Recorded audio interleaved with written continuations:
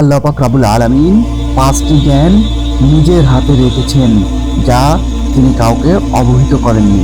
আল্লাহ পাক রব্বুল আলামিন বলেন, সূরা আল-লুকমান 31 থেকে 34, নিশ্চয়ই আল্লাহর নিকটেই রয়েছে কিয়ামতের জ্ঞান, আর তিনি বৃষ্টি বর্ষণ করেন এবং তিনি জানেন মায়ের গর্ভাশয়ে কি আছে।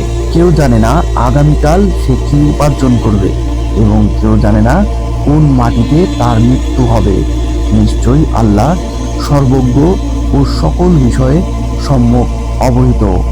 রাসূলুল্লাহ সাল্লাল্লাহু আলাইহি সাল্লাম বলেন, গায়বের চাবিকাঠি পাঁচটি, আল্লাহ ব্যতীত যা কেউ জানে না। অতঃপর তিনি অত্র আয়াতটি পাঠ করেন। ইবনু আব্বাস রাদিয়াল্লাহু তাআলা আনহু বলেন, এই পাঁচটি বস্তু আল্লাহ ব্যতীত কেউ জানে না। এগুলি না জানেন নিকটবর্তী কোনো ফেরেশতা, আর না জানেন কোনো নবী রাসূল। অতএব যে ব্যক্তি এগুলির কিছু অংশ জানে বলে দাবি করবে, সে ব্যক্তি কুরআনুল কারীমকে অস্বীকার করবে, কেননা কোরআন তার বিপরীত বক্তব্য প্রদান করেছে। পাঁচটি বস্তুকে আবার স্মরণ করিয়ে দিই। 1.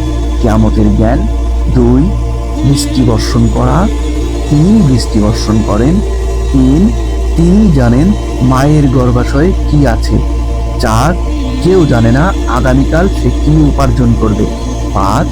কেউ জানে না কোন মাটিতে তার মৃত্যু হবে।